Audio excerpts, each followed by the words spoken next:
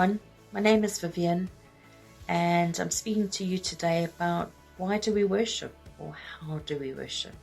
First of all, we have a mighty God, a mighty Savior, and He is worthy of that worship. He deserves it. And we give Him honor. We give Him our adoration and our devotion for who He is and what He has done for us. And I'll read Psalm 145. I will extol thee, my God, O King, and I will bless thy name forever and ever. Every day will I bless thee, and I will praise thy name forever and ever. Great is the Lord, and greatly to be praised, and his greatness is unsearchable. One generation shall praise thy works to another, and shall declare thy mighty acts. I will speak of the glorious honour of thy majesty, and of thy wondrous works. And men shall speak of the might of thy terrible acts, and I will declare thy greatness. They shall abundantly utter the memory of thy great goodness, and shall sing of thy great righteousness. And by positioning our hearts towards God, it helps us to build a relationship with Him, helps us to connect with Him. And by putting our trust in Him, we draw closer to Him, and He draws closer to us. As James 4 verse 8 says, come near to God, and He will come near to you. So as you can see, again, as I say, God deserves our worship. And He is everywhere, all-knowing and all-powerful.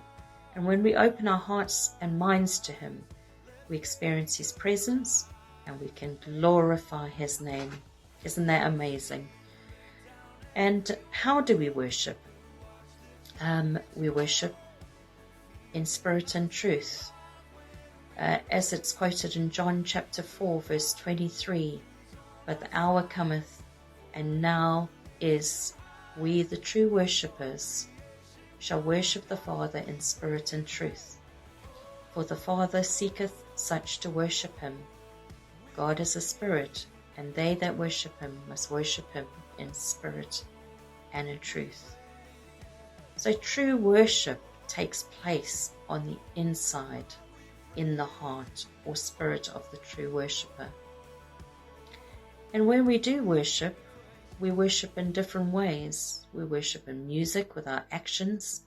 For example, lift our hands to God, or we kneel before God. We sing, we dance, and this is all our response to God. And I love the Psalm 100, where it says, make a joyful noise unto the Lord. All ye lands, serve the Lord with gladness. Come before His presence with singing. Know ye that the Lord, He is God. And it is He that has made us, and we ourselves. It is He that has we are His people and the sheep of His pasture. Into His gates with thanksgiving, into His courts with praise. Be thankful unto Him, and bless His name. For the Lord is good, His mercy everlasting, and His truth endureth in all generations. So you see, we can worship God, we can praise His name. And there's other ways to worship. There's worship in quietness and in stillness. We worship in our prayers. We worship in faithful Bible teachings. And we worship daily. We are called to worship daily, not just on a Sunday. And we are told that we can worship and draw closer to God, whether it's at church, whether it's in nature, on your walk, in your car, in the quietness of your home. It's all to glorify His name. So I just want to finally leave you with a quote from Chris Tomlin under the banner of worship. He says, where God isn't moved by the quality of your voice, but by the condition of your hearts. I hope this has blessed you today, and thank you for listening to me. Let praise be